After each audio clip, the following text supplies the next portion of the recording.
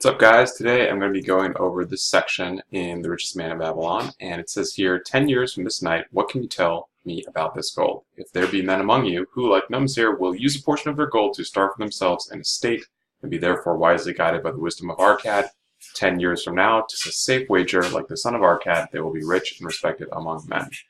Okay, so basically we're going to use Excel to kind of model this out, and what we're going to get to is this setup right here.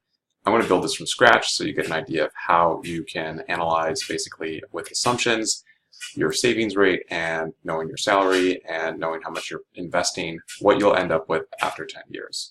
So we're going to go ahead and start with how many hours per week you work. We'll put in 40. We'll put in your hourly rate. I'm just putting in 30 for this example. And then we'll know what your monthly salary is, right?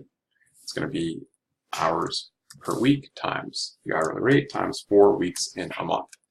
Now what we do in Excel is for things that are variables, we're going to color them blue and italicize them. The things that are calculations, we leave black. Now that we've got that, we're going to need to know what is your tax rate. So for someone in this tax bracket, the tax rate is actually going to be, I have it right here, 22% because that annual salary is in between these two, but actually it's going to be slightly less than 22% because your first amount is taxed at that, but for simplicity purposes we'll just put in 22%. Just know it's a little bit less. So now we know what your after-tax cash flow is per month.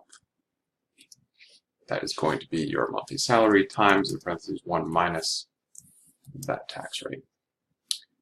Okay. I'm also going to italicize that because it's an input. Now we need to know what's your savings rate going to be. Now in the book they say 10% of all you make is yours to keep. I believe that is referring to the monthly salary amount, but in this case let's just apply it to the after-tax cash flow amount, what they have after they have to pay the government. That is an assumption. So then we're going to have the monthly investment amount, and that's going to be 10% times your after-tax cash flow per month. All right, now that we've got that, we can start a setup here. So we need to type in PV, which means the present value. So this would be how much money are you putting in initially. If we make this 0 to start off with, it's just assuming, like for example, if you had $5,000 of cash lying around and you wanted to drop that in right now, you'd put in $5,000 here for your present value of your investment portfolio. But if you didn't have anything, it would be 0. We're going to put in the payments that we're making, which is right here, the 374 a month. We're going to put in the number of periods and PER. So we're putting it monthly, so that is 12 months in a year. And actually, let me just break this out into years. So if we have 10 years here, and PR we can do equals 12 months in a year times the number of years, and then that will be our driving input. So if we wanted to change that, we could do that. Now that we've got that, we need to know the rate, which is a big assumption. Let's just put in 5%. This is the rate of return that that investment is earning over the time frame. And then we're going to put in the future value. And we're going to use Excel's future value calculation. As you can see here, returns the future value of an investment based on periodic constant payments and a constant interest rate. So the rate could change over the time period, but we'll just put in 5% for now. And because that is monthly, we need to actually divide it by 12. So we get that monthly rate. Since the number of periods is 120, it's 120 months in 10 years. Now we need to put negative for the payment, so negative PMT, and that is because we are investing that into the fund. It's not coming to us, so because it's going out from us, it's negative. And then we need to know what that present value is. That is also going to be a negative because that is what we are putting in initially. Once you have all that set up, press enter, and this is what the future value is, assuming that we put in $374 a month over a 10-year time frame at a 5% annual interest rate. We will end up with this amount. So now what's interesting is to consider the principal that you put in. How much did you actually put in over that time frame? And that's simply going to be the 374 times the number of periods. And now we can calculate what the interest that you earned over that time frame was. It's going to be that minus the principal. So you made $13,210 over that 10-year time frame, which doesn't seem like a whole lot from the writings of the book, right? But what we can do here is create a sensitivity analysis. Now, this is a little bit more complex thing that you can do in Excel. I will just walk you through how I set that up. So we want to know how changes in the, for example, savings rate and the interest rate impact our future value. So what I'm going to do here is I'm going to say I want to know what's going to happen to this variable, future value, and I'm going to do it by changing the rates. So I'm going to go starting at 1%, and I'm going to add a percent to that and see how, now keep in mind, the higher the percentage, theoretically, the higher the risk, unless you are able to understand a difference there. Like if there's something that people think is really risky in the market, but you are pretty certain it's not risky, you might have a advantage there. But for risk-free things, I believe it's around 3% right now. So let's assume differences in the savings rate. Let's start with 10% because that's the base, and let's add 5% to that and kind of work our way up to maybe 50% or 55%. Right, so this is the savings rate.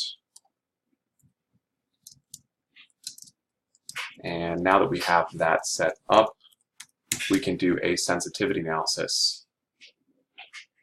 And I'm going to actually lower this down one. Now, usually what I do is I kind of just make this white so it's out of the picture, but I'll leave it here for now.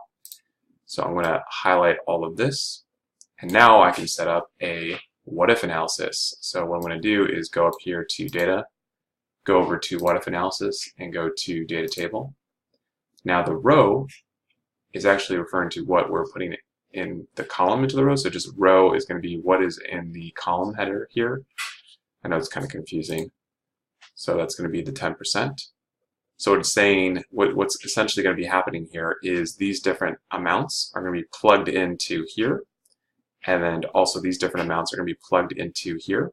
And depending on those combinations, it's going to reveal what that future value is, depending on those combinations. So the column input value is the rate of return. Click OK, and there we have it. I'm going to make this look a little nicer.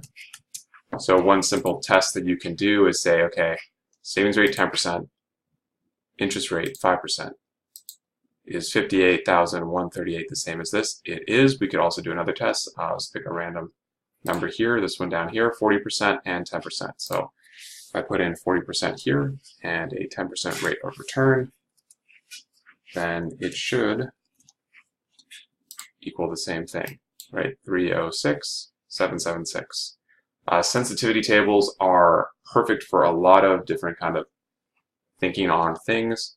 For example, this is giving us an idea of, if we want to be making a certain amount of money per month after this time frame, we could think about how much do we actually need to be saving today, assuming we're earning 5% now. And let me show you how that is set up. So let's say the rate of return, so your monthly payment. Let's say you have investment that is paying you the rate, and after 10 years you decide not to reinvest and you just want the cash flow from it. So you would take your future value amount and you would multiply that by the rate, and that would be an annual rate. So let's divide that by 12 to get to a monthly rate. So you're going to be making $242 a month. Let's say you wanted this to be $500 a month. Well, what you could do is you could do another sensitivity table down here. And you could say, this time I want the variable to be that monthly payment amount by changing the different savings rates. So I would just highlight this. I will go to data table again, data, what if analysis, data table. The row, again, I'm putting in savings rate percentage, and then the column, putting in the interest rate. And now we get to see what that monthly amount is going to end up after 10 years. So after 10 years, you at 10% of your savings rate and a 5% rate of return would be making $242 in monthly payments on your investment. If you did a 50% savings rate at 5%, so if you saved half of your money, you would be making an extra $1,000 a month in the future, in 10 years. So that might, you might try to think of ways that you can cut expenses, lower costs. One thing that we're not calculating in this whole analysis is what happens to your hourly rate. Over time, you should be doing all you can to improve your productivity and your earnings potential. So your hourly rate right now, let's say if we changed all this, it was 50. Well, if you're saving 50% at 5%, what happens to this number? It becomes $800 more a month. So that's something to consider too. You could definitely do a sensitivity analysis on that, on your hourly rates. But again, one thing that I have not done here is made the tax rate a conditional based off of your salary. So if you make more, then the government will take more, but you will have more total overall. So this is just kind of an intro to sensitivity analysis used to look at this particular section of the book, which was on page 72. And a big thing about this is just developing that habit of saving, but also putting your money to work in investments that are safe and secure. So that would take some time in thinking about, what investments are safe and secure that will provide you with a realistic rate of return.